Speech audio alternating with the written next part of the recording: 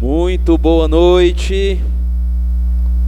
Espero que vocês estejam na paz de Jesus. Eu queria fazer uma oração agora, então se você pode crer, fica à vontade para fazer isso comigo, tá bom? Pai amado e querido, nós te rendemos graças mais uma vez no nosso encontro de quarta, nessa série que tem sido tão especial, Senhor, tem sido um suporte para a vida de tantos irmãos queridos, Senhor, diante das demandas que a gente vive no dia a dia e na nossa rotina, do nosso cansaço, da nossa mente tão atribulada, Senhor, muitas vezes tão acelerada.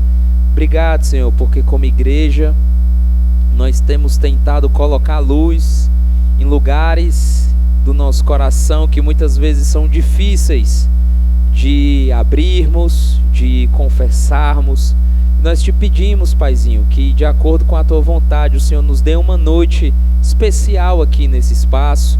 Quero te agradecer pela vida da Jainara, Senhor, aqui nesse lugar, ela como profissional, como nossa irmã em Cristo também, que o Senhor possa usar, que o Senhor possa estar cuidando também e usar a vida do nosso amigo Dudu, e que nessa noite a gente possa ser edificado mais uma vez em nome de Jesus. Amém.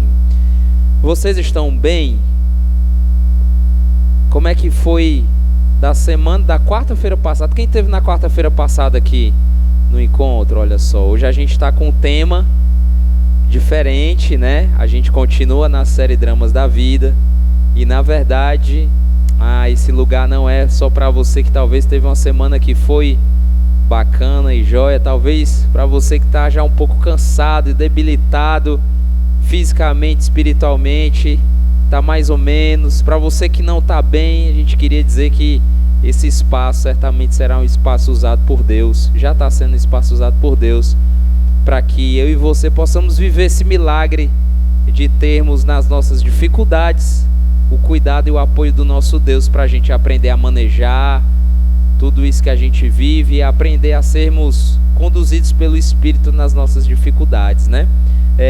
Bom, eu sou o Rafios, para quem não me conhece, né? Eu tive mais aqui em julho, e aí em agosto a gente começou a série Dramas da Vida, tivemos outros convidados aqui, e hoje temos convidados especiais que eu vou pedir para que eles se apresentem, falem um pouquinho sobre quem são. Dudu, acho que quase todo mundo já conhece, mas a Jainara é nova aqui, é uma psicóloga, nossa irmã em Cristo também da nossa igreja. Falem um pouquinho de ti, Jainara, fica à vontade. Amém, boa noite. Eu me chamo Jainara Castro, estou aqui hoje, né, para compor essa mesa aqui com os nossos irmãos. Quero agradecer a oportunidade de estar aqui e colaborar com aquilo que pode trazer de alguma forma uma ajuda, um direcionamento, para que vocês possam entender melhor sobre esse assunto que é isolamento social e síndrome do pânico. Esses são os dois assuntos que nós iremos tratar hoje. Eu não falei, mas tenho 2 filhos que estão aqui comigo também, sou casada, sou aqui desta congregação, desta comunidade, e louvo a Deus por esta comunidade se importar com aquilo que é saúde mental, e que vocês possam ser hoje abençoados e saiam daqui melhores. Amém? Boa noite, meu nome é Dudu, é um prazer muito grande estar aqui com vocês. Vamos ter esse momento de bate-papo, e eu acho que essa questão que a gente vai tratar aqui, ela está muito interligada, e a gente vai conversar sobre isso, dessa correria que a gente vive, né? A gente sai de um local, corre para outro. Eu estou ainda aqui ofegante, né? Eu acho que isso tem muito a ver desse momento que a gente vive, né, nos nossos dias, que o tempo parece que não é suficiente. Mas a gente vai conversar sobre isso, é um prazer estar aqui com vocês. Bom, que bom, obrigado, Dudu. Também para te inteirar, né, você, quem tá vindo pro encontro de quarto pela primeira vez, nunca tinha vindo antes, pela primeira vez, um casal aqui, mais 2 pessoas ali na arquibancada, dá uma salva de palmas para essa galera. Eu quero estimular os que são já de casa, depois dar um abraço, cumprimenta aí. Bom, então é para explicar também para você, vindo pela primeira vez, que a gente, como comunidade de fé, né, como Igreja Batista Central, nos encontros de quarta, a gente tem se desafiado a trazer esses temas que são bem latentes na nossa sociedade. Então hoje aqui, não necessariamente você vai viver um momento de louvor, de pregação, exposição bíblica da palavra. A gente tem esse formato na quarta diferente, para adentrar nesses assuntos de maneira mais técnica, né? Temos o Dudu, que é psicólogo, a Jainara também é psicóloga, e eu estou aqui só para atrapalhar. Mas esse tempo é um tempo mais técnico, ele difere um pouco de outras programações. A gente vive uma diversidade muito preciosa como igreja, né? Tem o CR na segunda, tem um SAL lá na Beira-Mar na segunda, os grupos de relacionamentos espalhados pela cidade, vários encontros distintos, e esse é um encontro focado nisso. Então, só para te ambientar diante do que a gente vai falar. Mas o nosso papo hoje, indo diretamente ao ponto, é isolamento social em síndrome do pânico. Jainara, fala aí pra gente o que é isso, né? Nos últimos anos a gente tem falado mais sobre saúde mental, a relação dessa saúde mental, principalmente com esse contexto que a gente vive de igreja. Então explica pra gente aí o que até então seria a síndrome do pânico, o isolamento social, e depois também o Dudu aí explica um pouquinho. Bom, o isolamento social, a gente ouviu falar muito em isolamento enquanto tivemos aí o momento de pandemia. E esse momento nos trouxe de forma forçada que nós ficássemos isolados uns dos outros, que nós abríssemos mão da nossa relação de interação com o outro indivíduo. E o que a gente mais lembra quando fala em isolamento é a pandemia, até o momento. E, de fato, foi um momento divisor. Inclusive, uma das consequências de nós hoje estarmos falando mais sobre saúde mental é exatamente por esse momento que todos nós precisamos viver. E o isolamento, ele é a falta ou total, ou pelo menos a diminuição, a redução do convívio de um indivíduo com os outros, né? Então, assim, o que é que eu entendo que é o isolamento? Trazendo aqui para a nossa rotina, né, para a nossa vida. Quando você percebe que o outro não tem vontade nenhuma ou se relaciona pouco, ali já é caracterizado um isolamento. Então, existem aí algumas possibilidades a se pensar quando se fala de isolamento social. Quando eu não consigo interagir, quando eu não consigo estar em ambientes com outras pessoas, quando eu não consigo por determinados fatores, né? Pode ser emocional, pode ser cultural, pode ser social, mas é um ponto a ser visto. E a síndrome do pânico, ela é o transtorno de ansiedade. Quem nesse momento que estamos vivendo, como o irmão Dudu falou aqui, nós estamos vivendo dessa forma, correndo o tempo todo, não conseguimos parar, indo de um lugar para o outro, e a gente escuta muito falar sobre ansiedade e depressão. E a síndrome do pânico, ela retrata exatamente essa ansiedade exacerbada. É uma ansiedade que traz sintomas que nós iremos já classificar aqui, né, ao decorrer da nossa fala, mas ela traz vários sintomas que muitos de nós já sentimos alguma vez na vida. Mas o transtorno de ansiedade, que é o que caracteriza aí a síndrome do pânico, que é o transtorno de pânico, é quando isso acontece diversas vezes, de uma forma mais intensa, que nós não conseguimos mais controlar, isso é caracterizado como transtorno de pânico. Legal. Dudu, essa definição muito clara, né, da Jainara, mas por que é que isso acontece? Por que é que eu me isolo socialmente? Por que é que nessa correria que você trouxe, nessa dinâmica da vida comigo mesmo, essa coisa da solidão, o medo dos relacionamentos, quais que seriam talvez aí as motivações?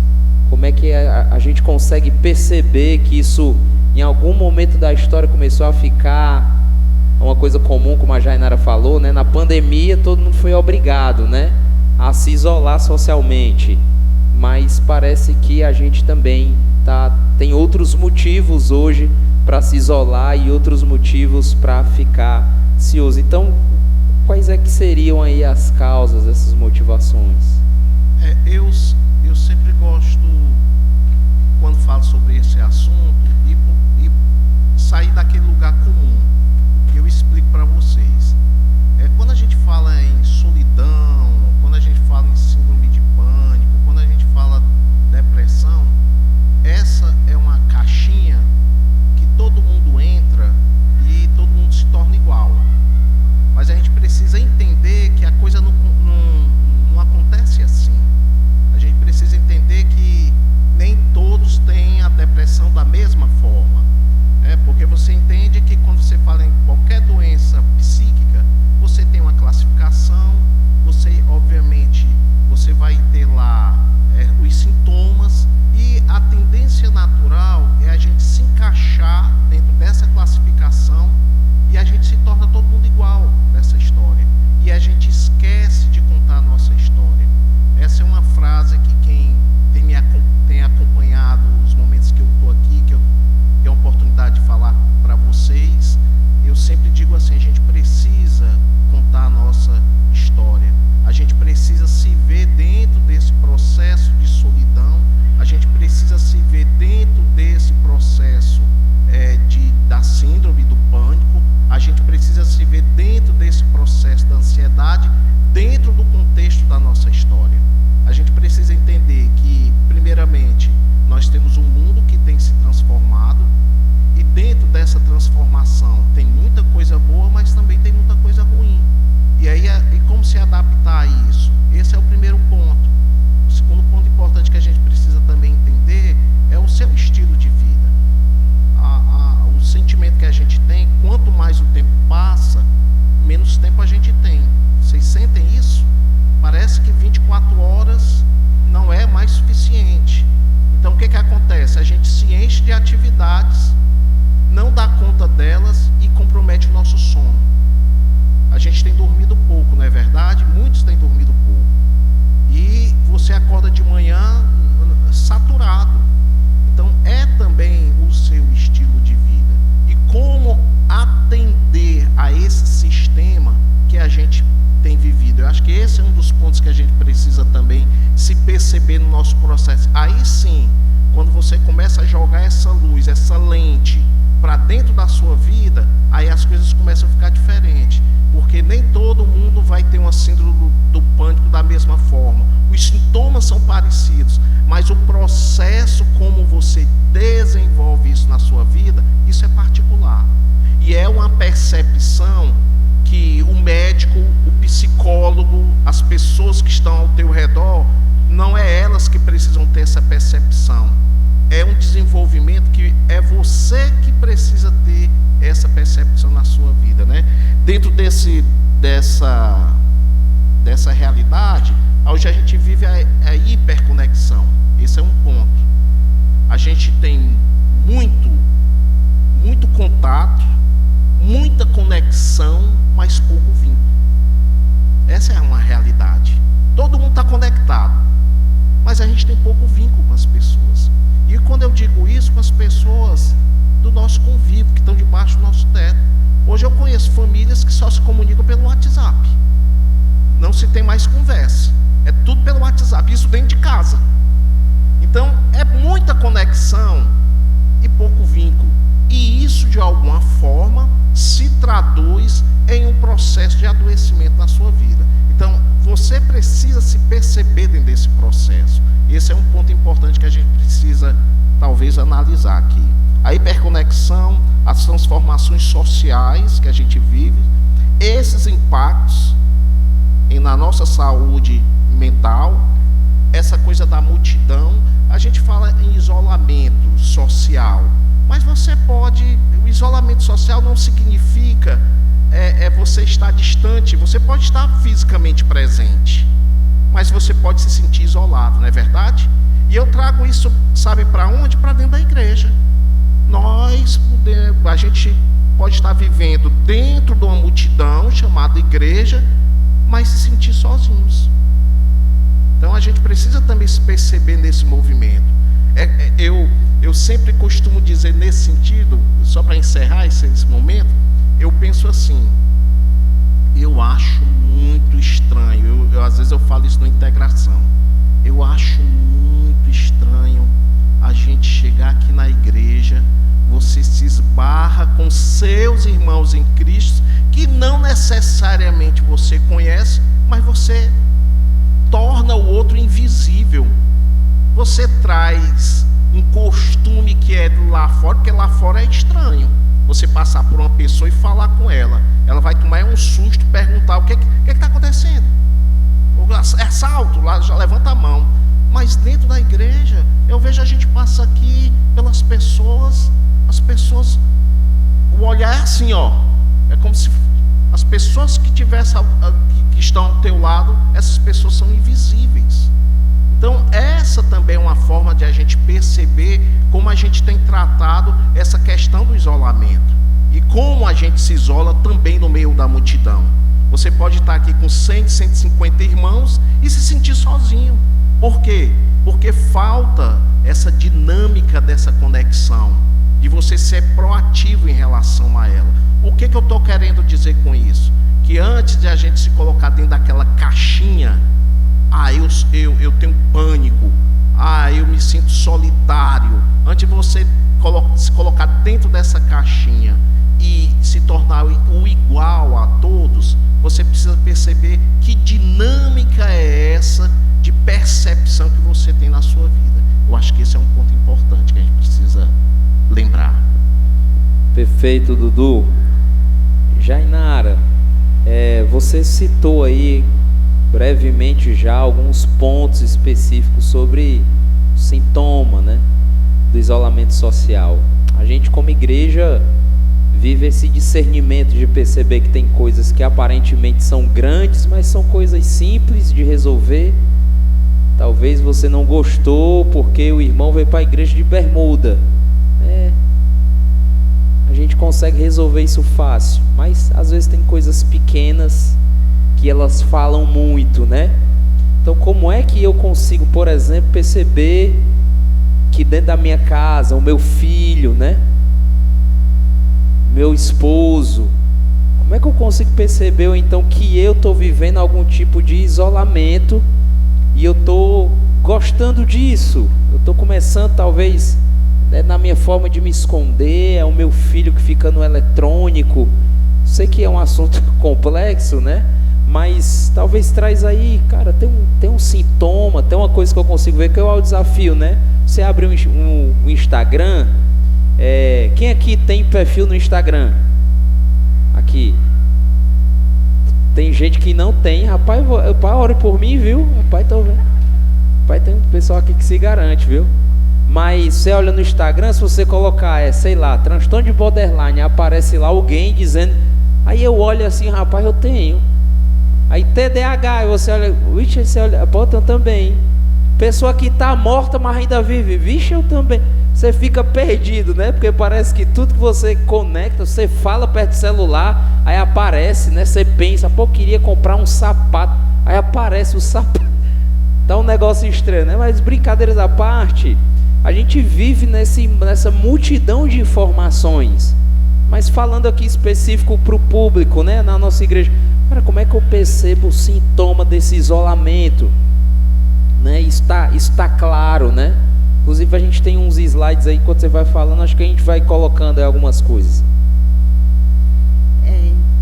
Essa pergunta, essa fala é bem específica, né? Pegando aqui o gancho do irmão Dudu, que falou aqui sobre essa hiperconexão. De fato, estamos vivendo esse momento muito perigoso da hiperconexão, quando a gente está conectado com tudo, porque somos bombardeados o tempo todo. O tempo todo nós somos bombardeados. A gente pega no celular, a gente pega só para passar uma mensagem. Quando menos espera, a gente está no Instagram, está vendo notícias, está recebendo informações e fugindo daquilo que nós de fato iríamos fazer.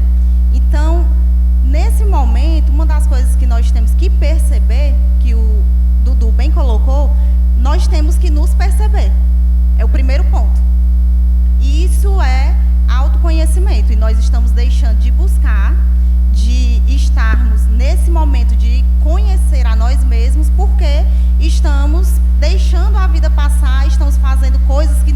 ficam. São coisas que a gente é bombardeado a todo momento e que não nos ajudam. Por isso também vem aí a procrastinação. Eu tenho que fazer, mas eu estou sendo bombardeada, então eu vou deixando passar. E aí, isso aí é um dos predispostos aí, um dos fatores que nos leva a nos isolarmos de alguém ou de alguma coisa. O irmão Dudu também colocou aqui que muitas vezes eu também acompanho alguns casos e dentro da própria casa não tem mais uma interação, não tem mais um diálogo, não tem mais um sentar à mesa, não tem mais a importância com o outro. Isso é outra coisa, outro ponto importante a ser dito, porque nós estamos, inclusive, esse mês de setembro, né? O Setembro Amarelo, tão conhecido, que nós sabemos que tem uma importância, e às vezes a gente não se percebe dentro do processo da vida e nem percebe o outro. Se nós não conseguimos nem nos perceber, muitas vezes, entender os nossos sintomas, porque o nosso corpo, quando vem algum adoecimento emocional, quando nós ficamos tristes, quando nós não queremos nos relacionar com os outros, quando nós nos colocamos nessa condição, ele já está querendo nos dizer algo. Alguma coisa, a informação chega primeiro para nós. Então, todos esses sintomas, né, já agora trazendo aqui o que o Rafilski colocou, esses sintomas, eles chegam antes. Eles chegam antes do psicólogo, eles chegam antes da nossa família, eles chegam antes do médico, eles chegam antes da igreja, eles chegam em nós, para nós. Nós precisamos nos perceber dentro do processo. E essa percepção, ela é subjetiva. Não é porque o DSM, como o Dudu falou, que tem as classificações das doenças. O DSM diz que se eu estou sentindo isso é porque eu tenho isso. Então, mesmo estando lá, essa percepção ela é subjetiva.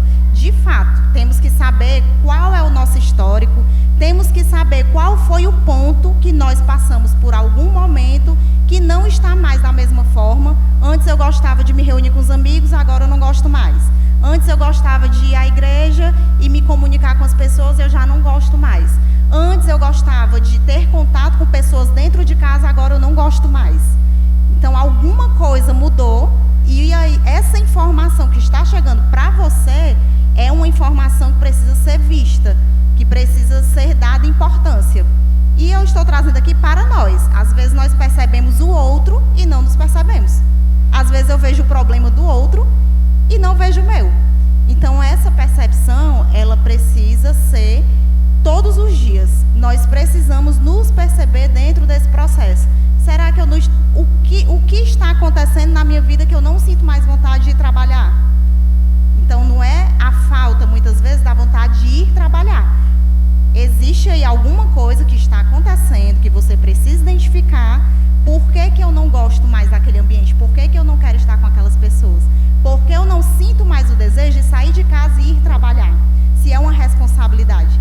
Então, tudo isso tem que ser visto. Esses sintomas, eles precisam ser observados. Eu acredito, né, Jainara, que inclusive eu acho que o Dudu faz isso muito bem, né, que é de abrir mais ampliar, né, a questão, porque talvez a gente venha com essa expectativa, me dê aí quatro dicas ou 4 coisas que de fato eu tô vivendo isolamento social. Torço pro Ceará, é um exemplo. Torço pro Fortaleza. A gente espera uma coisa muito prática assim, né? Uma coisa muito caricata, né? Mas só fazendo aqui um parênteses que não é talvez nem muito a proposta, mas eu estava lembrando aqui de algo que eu vivi. O Salmo 32, 3-5 diz assim, né? Enquanto eu calei meus pecados, envelheceram os meus ossos, né? Lá no verso 5 já diz assim, eu confessei-te os meus pecados e a minha maldade não encobri. Dizia eu, confessarei ao Senhor as minhas transgressões e tu perdoaste a maldade do meu pecado. Não é muito, a gente não fala muito sobre isso, mas eu acho que eu vivi isolamento social quando eu administro erros, falhas e pecados que a culpa, o medo e a vergonha me fazem me colocar diante dela como um tesouro precioso que eu não abro mão, né? Isso faz aqui, Jainara, o que tu colocou aqui, os sintomas, né? Sentimento de solidão, ansiedade, falta de motivação. Eu já vivi tudo isso aqui com o meu pecado, e isso traz um nível de isolamento. Claro que não é o ensejo aqui, por mais que a gente possa somar, né? Mas realmente, Dudu, essa coisa de você abrir e ampliar, né, para ver essas outras conexões. E já pulando para o assunto do pânico, né, que a Jainara também já trouxe, assim, existem sintomas, Dudu, coisas que você na clínica lá, você tem que lidar, uma pessoa que teve ataques sequenciados, né, aquela ansiedade, aquele medo que parece que eu vou ali entrar no buraco e não vou sair mais, né, aquela situação onde eu me fecho, né, aquela coisa complicada.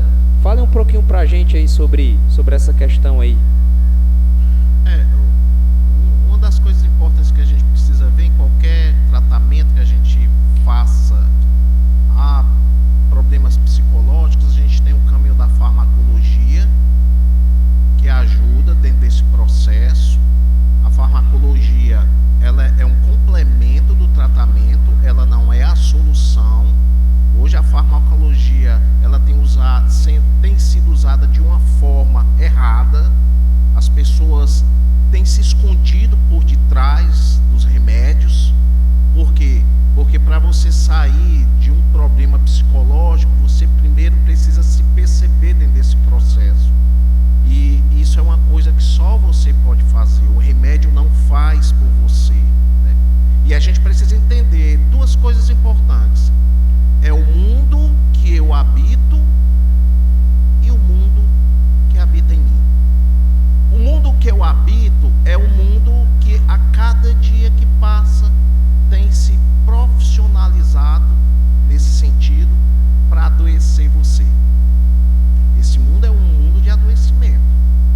Esse sistema é um sistema que adoece você. E se você não se percebe dentro desse processo e você se entrega a ele, você adoece. Então, é como se proteger desse mundo que eu habito, cuidando do mundo que habita dentro de você. Autocuidado é a percepção que você tem de você. Muitas vezes a gente constrói uma casa bonita, a gente tem um carro bom, a gente tem uma casa que a gente está trocando os móveis, a gente tem uma casa que a gente está pintando tudo, tem que pintar, tem que cuidar dela. Mas muitas vezes você tem uma casa linda, mas no seu interior você não tem nenhum tamborete para sentar. Você às vezes senta no chão do seu mundo interior. Você se preocupa muito com esse mundo que você habita, você se entrega a ele, você se entrega ao consumo. Uma coisa que eu anotei aqui, você se entrega a esse sistema de autoexploração.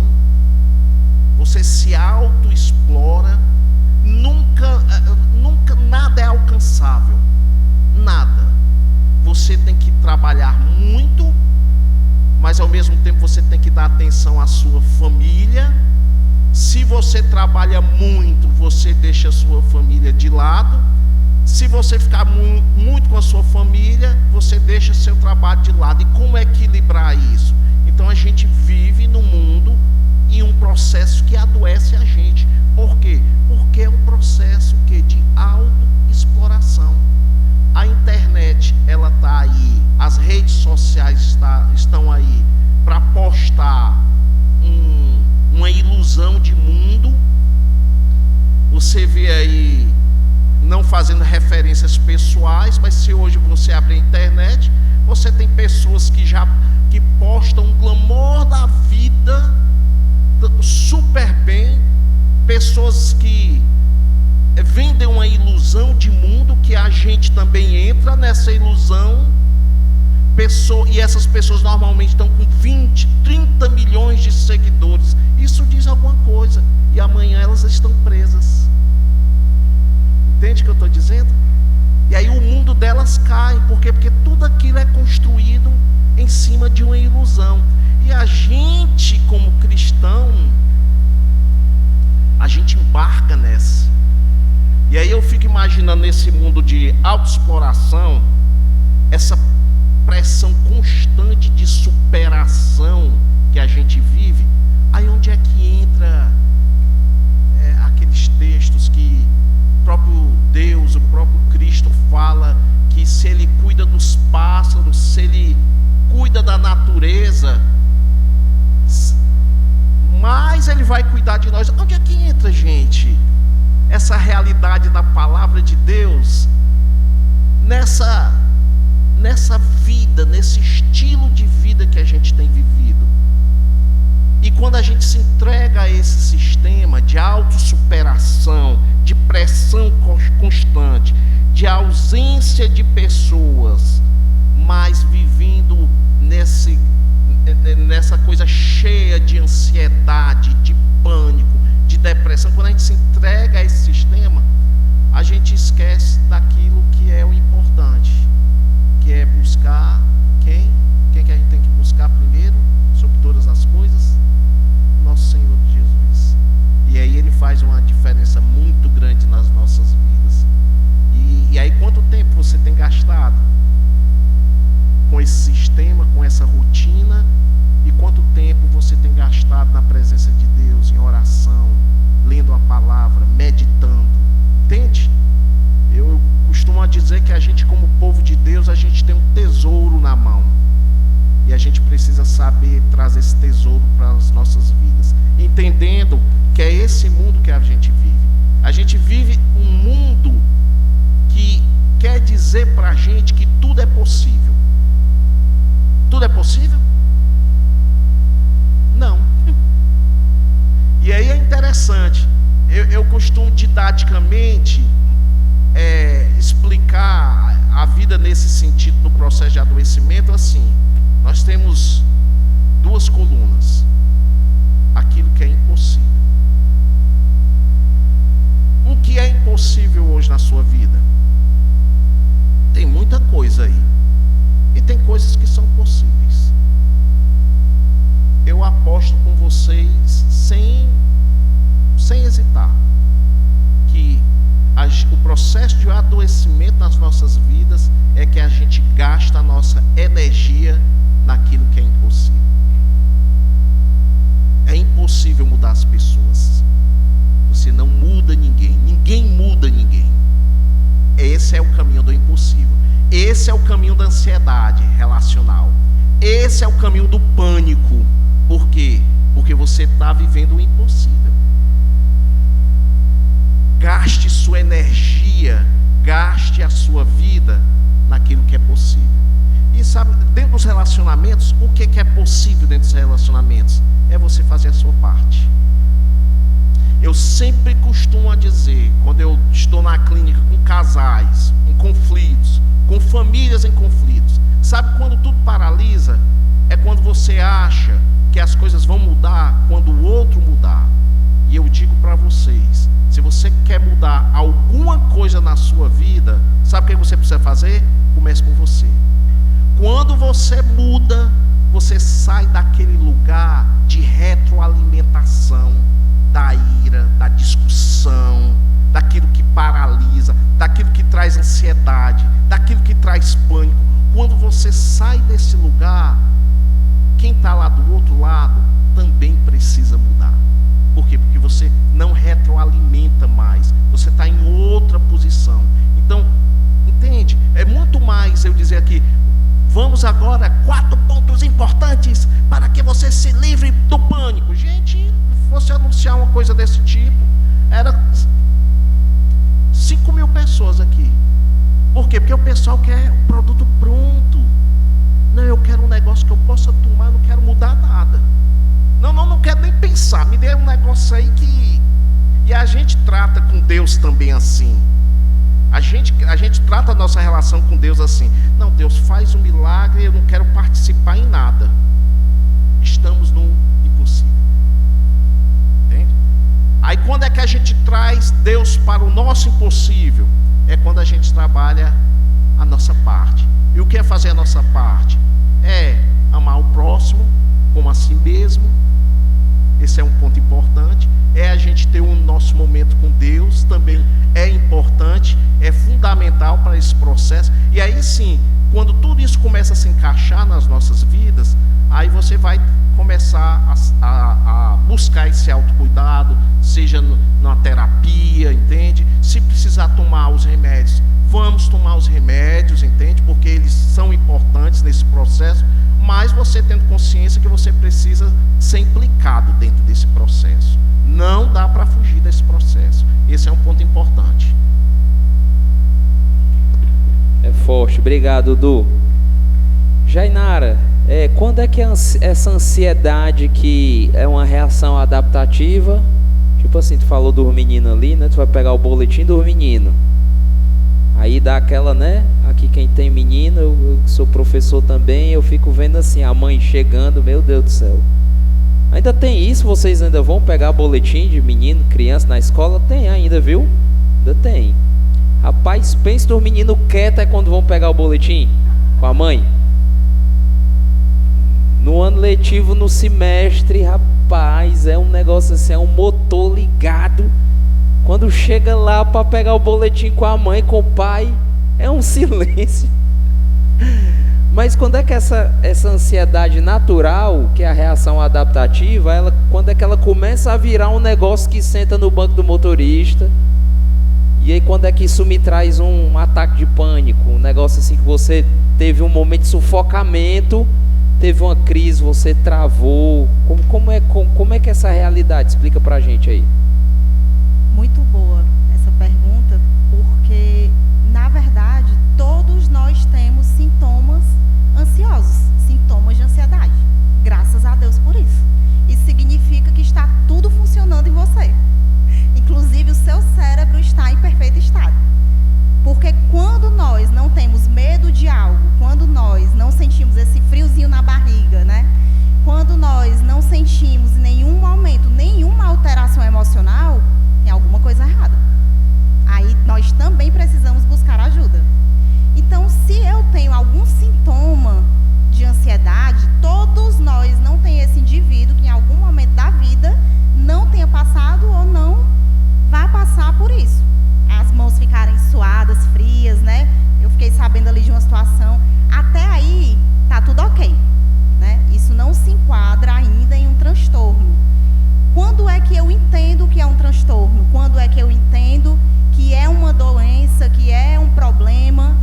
É quando eu sinto isso repetidas vezes, em determinadas situações. Normalmente, quem tem a síndrome do pânico são situações específicas que foram desencadeadas através de algum gatilho emocional, e ali você passa a não ter mais controle, e todas as vezes que você se deparar com aquela situação, a tendência é aquela crise aumentar. E o que é que eu sinto? Você pode sentir, muitas vezes, né, a pessoa vai sentir no físico, vai sentir uma palpitação no coração, vai sentir um suor frio, vai sentir falta de ar. Muitas vezes as pessoas pensam que estão infartando, uma dor de cabeça excessiva. No jogo do Fortaleza não é crise de pânico não, né? É não. Nem no jogo do Ceará, né? Nem negócio de pânico Ceará. não. Não é pânico. É só idolatria mesmo. Pois é. Tô brincando, então, viu, pessoal? É só brincadeira, viu? Só brincadeira pra quebrar. É isso, assim, existe aí essa linha, né? Existe uma linha tênue que nós precisamos entender. Nem tudo que eu sinto, eu sei que hoje é muito comum a gente tudo se colocar dentro da doença. Eu estou doente. Parece que tem prazer, assim, né? Ao invés de ver a situação e pensar, não, peraí, isso aqui, eu preciso entender aqui o que é que está acontecendo comigo. Então, assim, nem tudo vai ser uma doença, nem tudo é uma ansiedade, nem tudo é uma depressão, mas precisa ser vista. Agora, eu também não estou aqui dizendo para vocês que não precisa se importar com o que sente. É o contrário disso. Nós precisamos identificar. Então, quando eu começo a sentir diversas vezes em situações específicas, como, por exemplo, o Rafis colocou aqui, eu sento no banco para dirigir, eu travo, né? Eu tenho ali um transtorno de pânico, estou sentindo todas as vezes que acontece, até porque a intensidade é diferente. Não existe um transtorno de pânico só. Existe uma classificação para isso, existe aí quanto que isso acontece, né? Com qual frequência isso acontece, o que isso tem afetado a minha vida. Então, várias coisas precisam ser vistas, precisam ser realmente aí organizadas para que a gente consiga entender o seu quadro. Eu queria só reforçar, Rafael, que o Dudu falou a respeito da medicação, né, dos remédios, da farmacologia. Nós, como psicólogos, nós nem tratamos essa questão. Nós não administramos, né, uma medicação. Isso, hoje, quem faz é um psiquiatra, quando necessário, né? Então, nós muitas vezes acompanhamos esse processo de quem faz esse acompanhamento, né, esse tratamento. E eu sei que é algo que ainda tem muita, vamos dizer assim, muitos tabus quando a gente fala sobre esse assunto. Em alguns momentos, é necessário, sim, tomar a medicação. Que se você for direto para o psicólogo em crise, ele não vai conseguir estabilizar a tua crise. Então, é necessário que seja procurado um profissional, no caso, um psiquiatra. Se você estiver em crise ou conhecer alguém que está em crise, é importantíssimo saber que precisa procurar o profissional e que precisa tomar a medicação. Muitas pessoas sabem que tem que tomar e aí não tomam. E aí as crises, elas vão piorando. A frequência das crises, elas pioram. Não tem como melhorar se tem, primeiro, fazer uma intervenção, muitas vezes medicamentosa, e depois tratar aquilo que está lhe afetando, aquilo que está causando o adoecimento. Se isso não for tratado, em algum momento da sua vida, infelizmente, retorna. Forte. Jainara, você trouxe aqui as consequências da síndrome do pânico, né? Você elencou aqui, né? Medo e ansiedade, depressão, isolamento social, sintomas físicos intensos, né? Fadiga muscular, alteração no sono. Dudu, pode colocar aí os slides, Vinícius? Os slides. Alteração também na atividade cerebral, né? A neuroplasticidade, o cérebro começa a se adaptar nessa condição, né? Dificuldades cognitivas. Sim, né? Caso alguém aqui entre nós, né, esteja passando, tem todos esses sintomas, né? Tem vivido, né, esse processo, cara, você está lidando com você sente fisicamente isso, está lidando com tudo isso. Qual é o encaminhamento? Isso acontece muito em GR, né? Por exemplo, você faz parte de um GR, um irmão está passando por isso, né? Serve até para a gente também aprender a se ajudar, mas ajudar o outro também. Qual é a indicação, né? Cara, eu sei que eu estou vivendo isso, ou tem um irmão acontecendo, já é assim, vai num psiquiatra, vai num psicólogo, né? Quem não sabe acha que é espírito, rapaz, ora pelo irmão, né, Dudu? Tem muito isso, né? A pessoa acha que qualquer coisa também, a ansiedade, é falta de Deus, a depressão, né? É porque não tem Jesus, falta, não é porque você não está lendo o livro, né? Também tem esse lado, né? Esse lado de talvez tratar com uma certa desinformação. Então, assim, o que fazer? Estou passando por isso. Conheço alguém que está passando por isso, né? Para onde levar essa pessoa? Para onde eu ir? Quem procurar? Pronto. Os sintomas, né, que nós já citamos aqui, é importante entender também que esse processo, ele inicia muitas vezes emocionalmente. Ele inicia nas nossas emoções, mas eles vão afetar todo o nosso funcionamento. Inclusive, o nosso cérebro, ele é alterado por esses sintomas. O nosso cérebro, ele aprende por repetição. Nós criamos os nossos padrões, né? Nós ensinamos o cérebro o que ele precisa fazer. Quem faz isso somos nós. Inclusive, a minha abordagem é TCC e eu trabalho exatamente com isso, né? Uma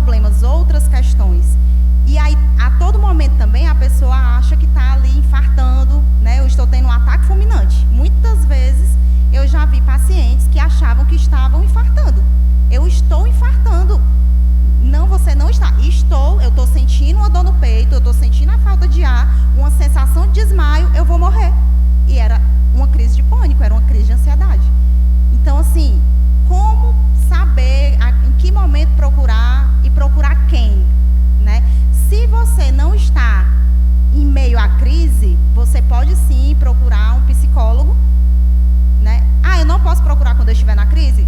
Com certeza pode, mas ele vai lhe direcionar, provavelmente, para um psiquiatra, dependendo do seu quadro, dependendo da sua história, para um neurologista, vai depender, tudo vai depender de como você está, de qual processo você está vivendo. Então, assim, não tem uma receita certa. Tudo que vocês escutarem falando, vocês começarem a pesquisar, começarem a receber alguma informação e ver que é uma receita pronta, vocês não acreditem, porque não existe. Não existe receita pronta para saúde mental. Não existe receita pronta para saúde emocional. Certo? Então, é necessário que você procure sim um profissional da área para que você entenda em qual momento da crise você está, para que ele te ajude a entender em qual momento você alcançou essa crise, esse adoecimento, e para que isso seja tratado da forma certa. Aqui nós temos essa facilidade, assim, né? A igreja tem todas essas programações e dentro dessas programações sempre tem alguém que é da área de saúde mental, aqui tem psicólogos, aqui. Então, assim, eu não sei para onde ir, você está no lugar certo, porque essa igreja se importa com a sua saúde mental, com a sua saúde emocional, com a sua saúde física, que é o que a gente mais escuta. Então, é isso, né? Procurem ajuda, não guardem, não guardem. Eu queria só complementar o que você falou. A gente precisa se perceber também dentro desse processo. Olha, a gente tinha um tempo para cá que a gente tem falado sobre saúde mental. Isso é algo bem novo, até mesmo dentro das igrejas, né? Muitas vezes tudo era por conta lá do demônio, né? E se escondiam atrás do coitado do demônio, eu digo até coitado do demônio, né? Não sei se a gente pode chamar coitado de demônio, mas o demônio levava a culpa de tudo nesse sentido, né?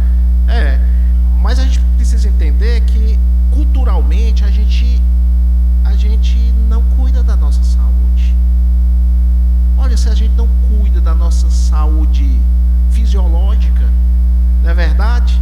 A gente só vai para o médico quando está no final. Eu tenho até uma história interessante. Tinha um médico que eu ia para ele, doente mesmo, aí ele dizia assim para mim: você, rapaz, já vi que você deve estar na situação de final de vida mesmo. Para você me procurar, inclusive um dia eu vou colocar o meu consultório dentro de uma UTI, porque aí fica mais fácil para você. Ele dizia brincando comigo. E eu muito doente lá com a crise renal, e ele brincava desse jeito comigo. Por que eu estou dizendo isso para vocês? Porque é assim que a gente vive. A gente não cuida da nossa saúde. A gente tem plano de saúde, mas não faz uma revisão anual. A gente só usa o plano de saúde quando está realmente no final. É uma coisa mesmo. E com a saúde mental, aí é que fica no final da fila mesmo. E aí o processo de depressão, processo de pânico na vida da gente, ela chega de uma forma muito forte. Por quê? Porque ela vem dando sinais. Sinais aonde, gente? No estilo de vida. A gente não vive, muitos só sobrevivem. Olha a diferença. Você precisa se perceber nesse processo. Você vive ou você sobrevive? E por que você só sobrevive? Porque muitas vezes você está no estilo de vida que você quer atender esse sistema. Você quer atender o cara lá do Facebook que tem um carro do ano. E você tem que ter o carro do ano. E eu já vi essa história, né? Prefiro você ficar com o carrinho velhinho mesmo, sabe? 20 anos atrás. Por quê? Porque aí você vende quando você quiser. Mas quando você compra o carro do ano, você compra e as pessoas já estão dizendo o quê? Tome cuidado, daqui 2 anos tem que vender. Porque aí se desvaloriza e aí fica difícil, você tem que comprar outro. Entende como é que é o sistema? Então, você compra um carro novo E aí já fica a neura. E é interessante, a gente nunca troca de carro pelo mesmo carro. A gente sempre troca por um carro o quê? Melhor. E a gente sempre não diminui a prestação do carro. A gente sempre o quê? Aumenta a prestação do carro.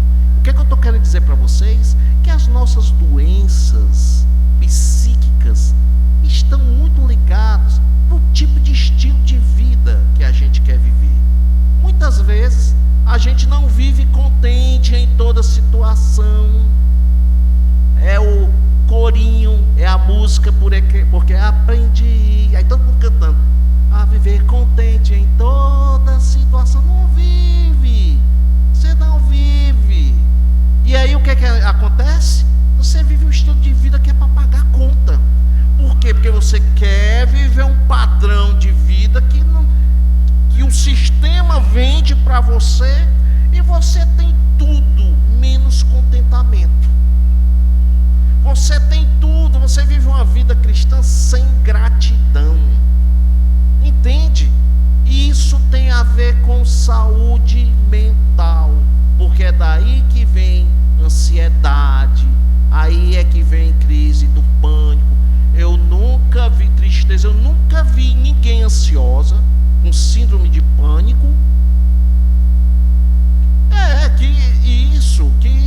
Que não vivam uma vida dessa agitada, entende?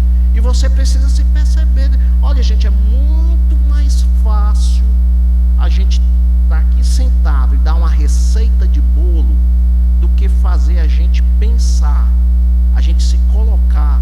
E aí tem algumas coisas importantes, né? Falta de limite do trabalho e do lazer. Com essa coisa de home office, acabou casa, acabou vida, acabou tudo. Você não tem tempo, você não sabe o que é lazer, você não sabe o que é casa. Por quê? Porque um home office colocou você para dentro de casa. Sua casa virou uma empresa. Você não tem tempo, não faz. É uma vida desorganizada. Não tem limite do trabalho e do lazer. Como não ter ansiedade? Um processo de adoecimento. Não tem como. E aí, o psicólogo não dá jeito nisso, não. Os remédios não dão jeito nisso. Quem é que dá jeito nisso? É você. Arrume o seu mundo interior. Coloque uma cama para você deitar nela. Arrume o melhor sofá.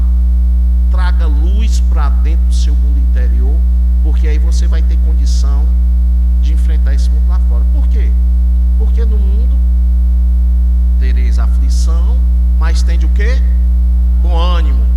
E esse bom ânimo quem é que tem que ter bom ânimo, gente? Somos nós. Não é um milagre, não. No mundo, que se preocupe não que você está aí, eu vou jogar um bom ânimo em você. É você. Mas como é que a gente cria um estilo de vida de bom ânimo? Cuidando do nosso mundo interior. Agora, tem gente dormindo no chão, né? Tem gente no seu mundo interior dormindo no chão. Tem gente dormindo no seu mundo interior que faz tempo que não dá uma lavada, pelo menos na sala, sim. O banheiro faz 10 anos. O mundo interior sabe, é uma caatinga horrível, né? Desordem, a casa não tem nem lâmpada, né? Então, como não ter pânico? Como não ter depressão? Ora, se a gente organizando a nossa casa nesse mundo que a gente vive, a gente tem essas coisas, imagine desorganizado, entende? Então a minha fala aqui, gente, é essa fala dessa preocupação que a gente precisa se perceber. E aí, gente, nós temos aqui, graças a Deus, cada um com a sua história de vida. É individual. É a sua história de vida com seu pai, com a sua mãe. É a história de vida, o que você reproduz e que você traz hoje para a sua família. No final das contas, gente, é você. No final das contas, é essa luz dentro de você que precisa, para que você possa se perceber. Outra coisa importante, esse isolamento, ele reflete o que também? O medo. Esse isolamento, ele reflete o que? Culpa. esse isolamento ele também reflete esse medo de se expor, de ser vulnerável, entende? E é isso que conecta uma pessoa a outra. É quando a gente consegue ser vulnerável e criar um ambiente para isso. Acho que esse é um ponto importante que a gente precisa pensar. Só que, complementando o que eu havia falado, tanto o isolamento quanto a ansiedade, o que traz isso para as nossas vidas sempre vai ser o desequilíbrio. Do que nós temos nos isolado? De quem? Porque existe um equilíbrio na nossa vida. Quando o Dudu traz aqui que existe uma casa, e essa casa você precisa analisar como essa casa está, se essa casa está organizada, se ela está limpa.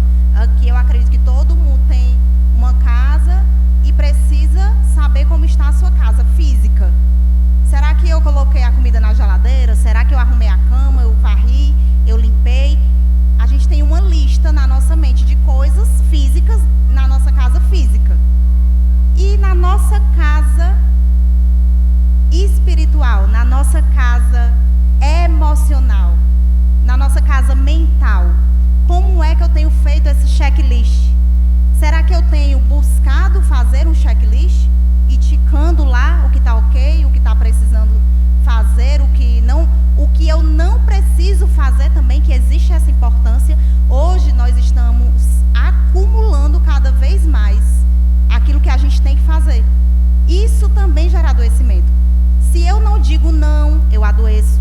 Se eu a todo momento absorvo tudo, mesmo que eu saiba que eu não posso, eu estou gerando adoecimento. Eu costumo dizer assim, existe uma casa. Essa casa, pronto. O que é o adoecimento? Está aqui o mar, tem um barquinho lá, vários barquinhos, somos nós. Esse barquinho, é normal que ele vá para um lado, vá para o outro e se movimente. Quando é que eu sei que tem um adoecimento? Quando o barquinho vira e não volta mais. Se o barquinho virou e não voltou, tem um adoecimento aí. E o que é que a gente faz? Pronto, o barquinho virou. Quando você chegar no limite, quando nós chegamos no limite, aí a gente vai ter que parar tudo, parar a vida. Porque se eu não me importo com os sinais, vai chegar um momento da minha vida que eu vou precisar parar tudo. Quando eu adoeço emocionalmente, mentalmente, psiquicamente, eu não consigo trabalhar, eu não consigo me alimentar, ou eu como demais ou eu como de menos. Eu não consigo me relacionar com as pessoas, eu não consigo sentir alegria em viver. E aí eu vou ter que paralisar toda a minha vida, e nós não precisamos chegar nesse ponto. Aí eu costumo dizer assim, se você já entendeu que tem alguma coisa errada, o checklist lá na tua casa não está funcionando, não está acontecendo, então para tudo e começa uma faxina. Como é que a gente faz uma faxina? Eu não sei vocês, mas eu costumo fazer assim. Eu tiro tudo daquele ambiente, tudo. E aí eu começo a faxinar, a gente começa a faxinar de cima ou de baixo? De cima. Por quê? Porque a sujeira que vai cair no chão, ela precisa ser tirada antes, para quando eu for limpar o chão, sair tudo. E aí eu começo a limpar de cima para baixo. Quando o ambiente estiver todo limpo, aí eu começo a pegar lá onde eu coloquei aqueles, a limpar aqueles e trazer para o meu ambiente limpo. Mas eu vou pegar tudo de volta? É necessário? Estava tudo desorganizado, tinha coisas em excesso. Eu não preciso pegar tudo de volta. Eu só preciso trazer para um ambiente limpo e organizado aquilo que me serve, aquilo que é necessário, porque nós estamos sendo bombardeados o tempo todo. E isso gera adoecimento. E aí eu começo a organizar a casa de novo. E a partir dali fica muito mais fácil, depois de estar tudo no lugar, eu manter a minha casa limpa e organizada. Então, pensem sobre isso. Como está a casa interior de vocês? Será que é necessário, nesse momento da vida, fazer uma faxina? E eu estou me isolando de quem? Onde é que está o meu desequilíbrio? Nas minhas emoções? Nas minhas relações? Na minha relação com Deus? Será que eu não estou ocupando aí um lugar que seria dele? Então, tudo isso nós precisamos pensar. Eu já estou todo estrupiado aqui dessas falas aí, não sei vocês. Mas eu já estou com vontade de ir para minha casa, me deitar, descansar. Amanhã ir para terapia, né, Dudu? Mas brincadeiras à parte, esse aqui eu acredito foi o nosso papo, né? A gente colocou aqui, não é na intenção muitas coisas técnicas. Queria deixar com os amados irmãos aí um versículo que nos ajuda a entender o porquê que a gente não foi chamado para se isolar, mas para congregar, né? Hebreus 10, 24 e 25 diz assim: consideremo-nos também uns aos outros para nos estimularmos ao amor e às boas obras, não deixemos de congregar-nos como é de costume de alguns, antes façamos admoestações, né, que são as correções, e tanto mais o quanto vedes o dia do Senhor se aproxima, né?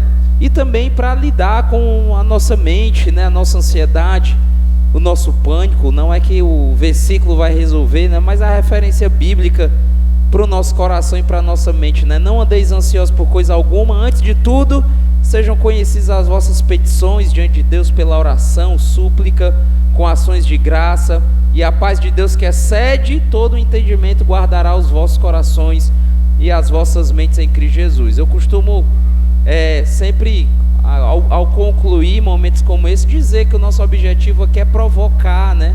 Provocar o assunto. Aqui não é para se fechar, dizer agora é assim ou agora é assado. Então é para te estimular a realmente essa boa prática, as boas práticas de cuidado consigo, né? A Bíblia traz isso de tantas maneiras, e acredito que foi isso que o Dudu, de maneira tão especial, a Jainara também vieram fazer aqui com cada um de nós. A gente encerra esse momento aqui, grato a Deus, sabendo que nessas demandas a gente como igreja não está só, nós podemos pedir ajuda, né? Peça ajuda lá no seu grupo de relacionamento, né? Um momento como esse fala sobre relacionamento, então não se envergonhe, meu irmão, se você tem passado por lutas. As lutas também fizeram parte de toda a vida daqueles homens que foram homens de Deus e mulheres de Deus. O nosso rei venceu perdendo, se é que você consegue me entender. Ele venceu sendo crucificado, mas triunfou, ressuscitou, e ele nos promete uma vida que um dia todas essas coisas vão passar. Mas enquanto a gente está nesse mundo, a gente escuta por aí, a gente não pode dizer o nome de quem promete coisa que não está na Bíblia, né? Mas tem muita gente que promete coisa que não está na Bíblia. Mas Jesus prometeu que nesse mundo a gente ia ter a aflição. Contudo, ele não deixou o verso acabar aí. Ele disse para a gente ter bom ânimo, né? Então a gente é grato a Deus por essa noite. Certamente, se você ficou com alguma dúvida, se você ficou aí na disposição de cuidar, tratar, nos procure, né? Procure aqui o Dudu, a Jainara. A gente continua a série na quarta-feira que vem, e a gente certamente aí, creio eu, que como igreja de Jesus vai continuar avançando sem nos acovardar diante das nossas lutas. É isso, Dudu, quer fazer um fechamento? Jainara, faça um fechamento certo. Aí. Você falando, eu acho uma coisa super interessante quando Paulo usa aquele termo metanoia. Metanoia é mudança de mente. Essa é uma tarefa que é nossa, esse renovar da nossa mente. A gente renova isso através da palavra de Deus, a gente renova a nossa mente através de novos hábitos nas nossas vidas. E aí tem uma coisa muito interessante, a gente está muito mal acostumado, a gente só quer fazer as coisas quando a gente sente vontade, e não é assim. A vida espiritual não é assim, né? Obediência é obediência sem você estar com vontade ou não, né? Então muitas vezes a gente se entrega às nossas emoções. Eu costumo dizer que emoção, a gente não domina ela chega. Você não impede que essa emoção chegue até você, mas é o que você vai fazer com ela que faz a diferença. Então é importante que você possa se perceber nesse seu processo de vida, né? A busca dessa mudança de mente constante na sua vida, se percebendo, vendo aquilo que é preciso mudar. E eu eu acho que é assim. Às vezes a gente tem grandes coisas, grandes problemas na vida da gente, que a gente olha assim e quer fugir dele. E uma dica interessante, não começa com as grandes coisas. Muitas vezes a gente não tem repertório para isso, para lidar com essas coisas. Começa com as pequenas coisas. É uma mudança de hábito. Uma pequena mudança de hábito, isso vai trazendo para você energia, vai trazendo confiança, você vai experimentando mudança. Opa, mudou aqui. Agora, e a gente também tem que lutar com a gente, porque a gente se auto-sabota. Às vezes a gente tem conquistas tão importantes na vida e de repente, quando a gente pisca o olho, a gente volta para o mesmo lugar. A gente pensa que volta para o mesmo lugar, mas não, a gente sempre volta para um lugar pior ainda. Então é importante que a gente... O que tem que ser repetido na sua vida? Que isso tem trazido sofrimento para você? Faça essa pergunta. Quais são os processos na sua vida que tem levado você para esse lugar? Tira as pessoas. Eu sempre trago esse exemplo. A vida da gente é a gente sentado numa grande sala, cheio de gente, e tem lá no fundo um grande espelho. Quando a gente está sentado e as pessoas estão na frente, a gente não consegue se enxergar. Tem um momento na vida da gente que a gente precisa fazer assim, a gente sentado nessa grande sala com essas pessoas, são familiares, são amigos, que a gente aprende a conviver, porque também a nossa autopercepção, ela vem por esse trabalho de convívio com o outro, mas tem um momento que você precisa fazer assim, querido, com licença, querida, faixa só um pouquinho, ei, um pouquinho, você vai abrindo um corredor, de repente você lá no fundo começa a ver, sabe quem no espelho? Você. É nesse momento em que você consegue se perceber, que aí você não coloca na conta de ninguém. Ah, é o meu marido, ah, é meu filho, ah, é meu pai, ah, é minha mãe. É na hora que é você e seu espelho. E aí você olha para você e diz, bem, dentro desse processo que eu tenho vivido, o que cabe a mim fazer? Essa é uma pergunta que você... E aí você vai para a coluna do possível. Aí é uma luta que é você e Deus. E nós temos um Deus dos impossíveis. Aí tem sentido a gente ir para esse lado dos impossíveis. Por quê? Porque esse encontro é com a gente. Agora, enquanto você não fizer isso, aí você vai terceirizar. Você vai encontrar alguém para culpar. Vai encontrar alguém em que você vai colocar na conta porque você está vivendo assim. Então é uma responsabilidade muito grande. Agora eu vejo que a gente tem um Jesus que ressuscitou. Amém? Existe poder maior do que esse? Depende o quê? Nossa fé. Então, que a gente precisa orar ao Senhor pedindo fé. Deus, me dá fé, me dê sabedoria para que eu possa me perceber no meu processo de vida, que eu possa buscar esse autocuidado na minha vida, que eu possa sair hoje daqui sendo tocado, não por mim, não por nós, mas tocado por Deus, para que você possa entrar no processo de transformação na sua vida. E aí, gente, é um caminho em que Deus tem um lugar e você vai ter sabedoria de colocar todo mundo no seu lugar, sabe, na sua vida. Você sai da codependência, você sai da terceirização de culpa, e aí você se responsabiliza naquilo que é possível, que cabe a você. Agora, gente, isso é um processo, isso é uma construção dia após dia.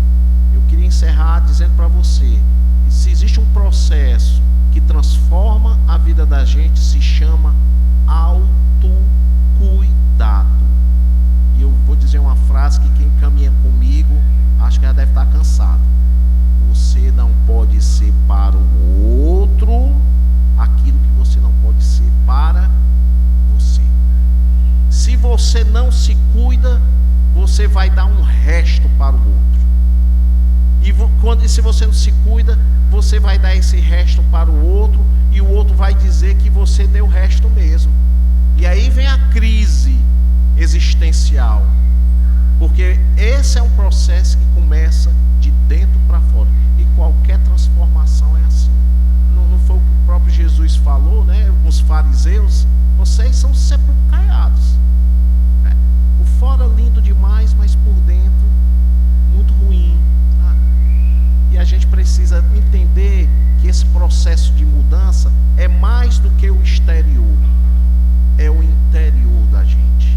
É quando a gente é vulnerável, é quando a gente tem um lugar que a gente pode ser a gente, com todos os nossos processos de dor, de tristeza, e a gente sente a empatia, sente o acolhimento, mas se responsabiliza pelo processo. Esse é o nosso grande desafio. Deus abençoe vocês, meus irmãos. Amém. O que eu sinto, né, nesse momento aqui, o desejo de dizer para vocês é que tudo isso que foi falado, que o Dudu acabou de dizer, é possível que aconteça, porque nós não estamos aqui vivendo somente isto, né? Nós temos aí um tripé, que é o nosso corpo, a nossa alma e o nosso espírito. Se nós, em algum momento, falharmos com um desses três, a nossa alma remete às nossas emoções, né? O nosso corpo é o nosso corpo físico mesmo. Como nós temos cuidado, o que nós temos feito, qual o autocuidado que nós temos nos dado.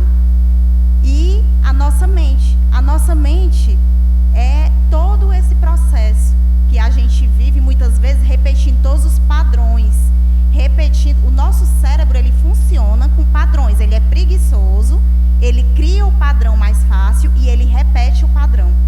Então nós somos responsáveis por modificar esses padrões. Como? Eu não tenho muito dinheiro para fazer um acompanhamento terapêutico, eu não tenho hoje condição de ir numa consulta.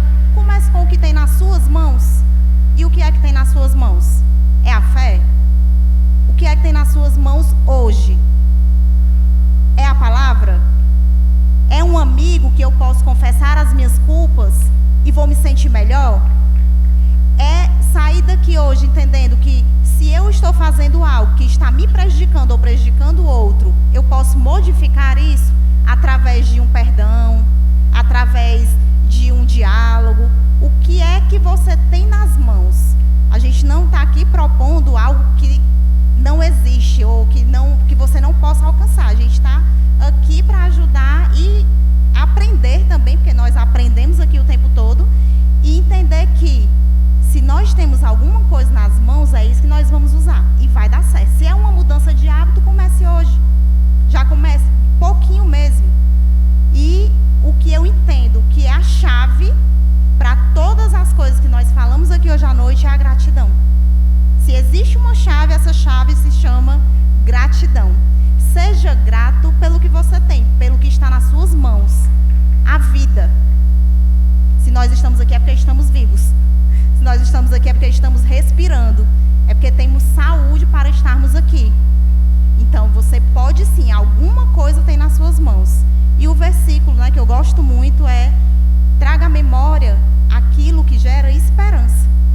Não permitam-se, né, que vocês sejam bombardeados por aquilo inalcançável, aquilo que a gente não vai conseguir chegar.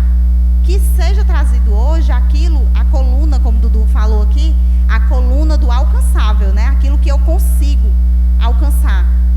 Traga à memória o que gera esperança. Qual a esperança que nós temos? A primeira é Cristo. E depois de Cristo, qual é a esperança que eu posso ter nesse mundo louco que estamos vivendo?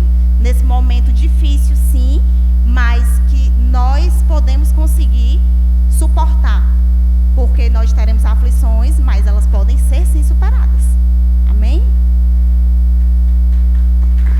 Maravilha. Vamos orar, meus amigos. Vamos encerrar esse momento orando. Mais uma vez, você que veio pela primeira vez, seja muito bem-vindo. Essa igreja aqui tem uma dinâmica muito especial de vida na vida, né? Fica aí a dica também para você conhecer o Celebrando a Restauração, né? Acho que boa parte daquilo que a gente conversou tem esse ambiente muito especial onde a gente pode conversar sobre também por lá. Então vamos orar.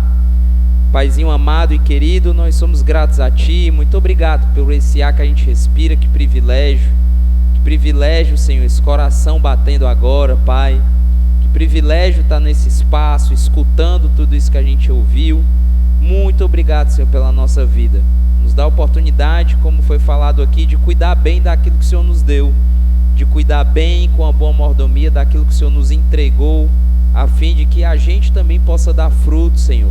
Conserta a nossa árvore, conserta quem nós somos, conserta, Senhor, os galhos quebrados, conserta, Senhor, permite que a gente viva uma nova estação na nossa vida, de reconhecimento total da nossa dependência de Ti, Senhor.